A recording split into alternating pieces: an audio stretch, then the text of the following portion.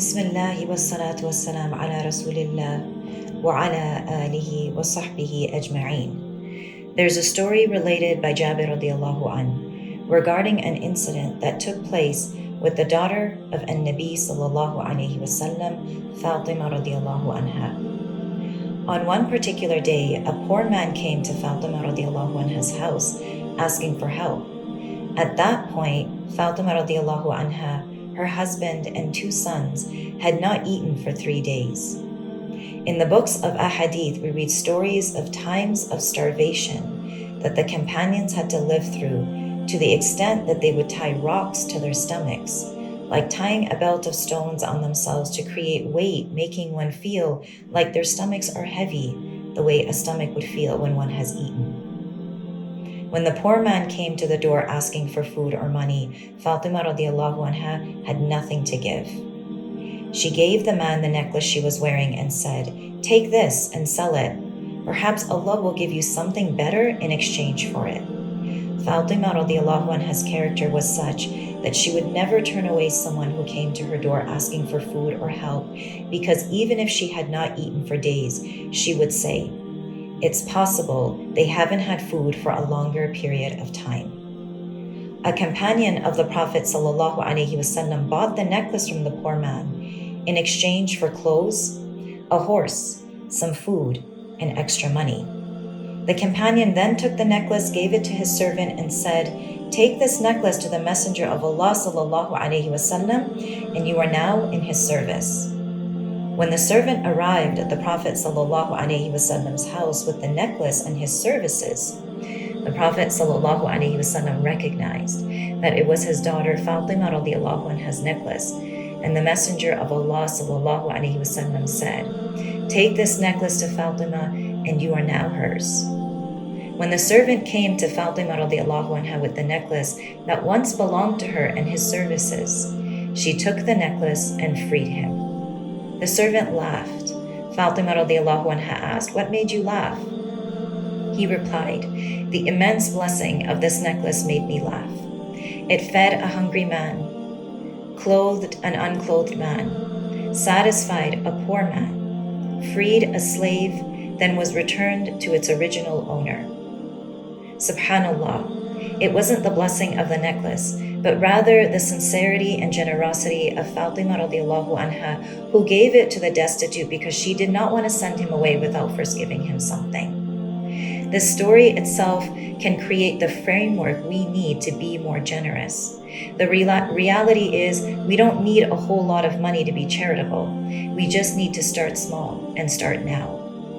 A man came to the Messenger of Allah sallallahu alayhi wasallam and said, "Messenger of Allah, which sadaqah has the best reward?"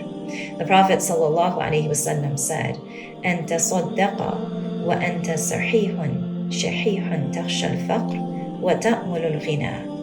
It is that you give sadaqah, charity, while you are healthy, acquisitive, fearful of poverty, and desirous of wealth. You should not delay it until you are at the point of death and then say, "This much is for so-and-so, this much is for so-and-so, and this much is for so-and-so." This hadith can be found in Sahih Muslim, reminding us not to wait for the perfect moment to give, but rather take this moment and make it the perfect time to give. Fatima radiallahu anha possessed a quality of concern for her ummah and for those around her. This, along with her many other qualities, is what gave her the honorable title she had. Listen to what her father, Rasulullah sallallahu alayhi wasallam, used to call her. Fatima, Sayyidatu Nisa'i Ahl al-Jannah.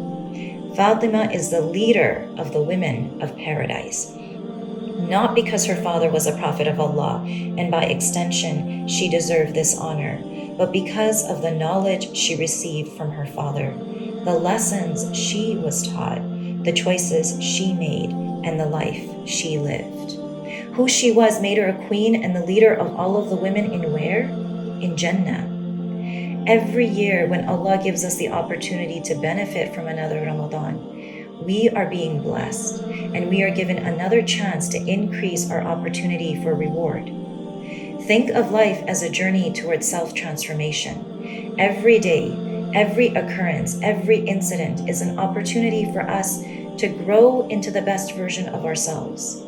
As humans, our greatness is not in remaking the world, but rather in contributing to the world and remaking ourselves. Lao Tzu said it well when he said, if you want to awaken all of humanity, awaken all of yourself first. If you want to eliminate all of the suffering in the world, eliminate all that is dark and negative in yourself first.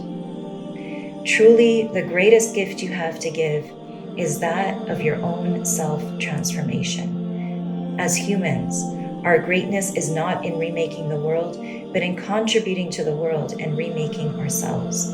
Let us use the opportunity of Ramadan to do this. Let us start by being generous, because Ramadan is a month of generosity. Ibn Abbas radiallahu anhu is reported to have said that the Messenger sallallahu alayhi wasallam was the most generous of people. كان النبي صلى الله عليه وسلم أجود الناس وأجود ما يكون في رمضان حين يلقاه جبريل. And he sallallahu alayhi wasallam was even more generous in Ramadan when Jibreel alayhi salam met him. And Jibreel alayhi salam used to meet the Prophet sallallahu alayhi wasallam every night during Ramadan to review the Quran with him. فلا رسول الله صلى الله عليه وسلم أجود بالخير من الريح المرسلة. Allah's Messenger sallallahu alayhi wasallam then used to be more generous than the fast wind. In this hadith, we are being shown an example of how the Prophet ﷺ gave charity in Ramadan. Like the wind blows fast. It cares not upon whom it touches. It provides a fresh breeze for all those who are in its path. Our beloved Prophet ﷺ was like that for whoever he encountered in Ramadan. You could not meet him ﷺ without feeling his generosity and benefiting from it. And everyone can experience the joy and blessing of giving, because everyone has something to give. You don't have to be rich to be generous. And we don't have to be rich to be generous. We simply have to be generous to be generous, which is why my teacher would always advise us to envy the generous, not the rich, because generosity is contagious. Giving creates a ripple effect of good doing and encouraging others to behave generously as well. Another way of spreading generosity during Ramadan is feeding those who are fasting.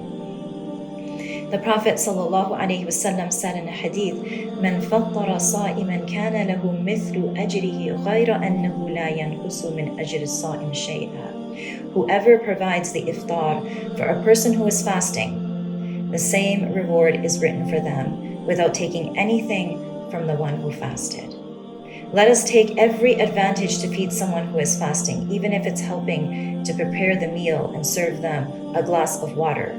We will perhaps receive the same reward they receive from their fast. And Nabi sallallahu alayhi wasallam would make dua by saying, "Aftara indakum as-sa'imun, wa akala ta'amakum al-abrar, wa sallat alaykum al-malaika." May the fasting break their fast with you, and the righteous eat your food, and the angels pray for blessings on you, highlighting the fact that feeding those who are fasting is a great blessing, and something that we should take advantage of, and something that should be done with happiness. I'll end with this dua. May Allah make us like the height of the sky in honor. Make us like the mountains in perseverance, like the earth in humility, like the ocean in generosity. May Allah make us like the ocean in generosity, like the stars in guiding others, like the rain in benefiting others, and the sunlight in warming the hearts of the people in our lives. Ameen, thumma ameen. Wa akhiru da'wana anil hamdulillahi rabbil alameen.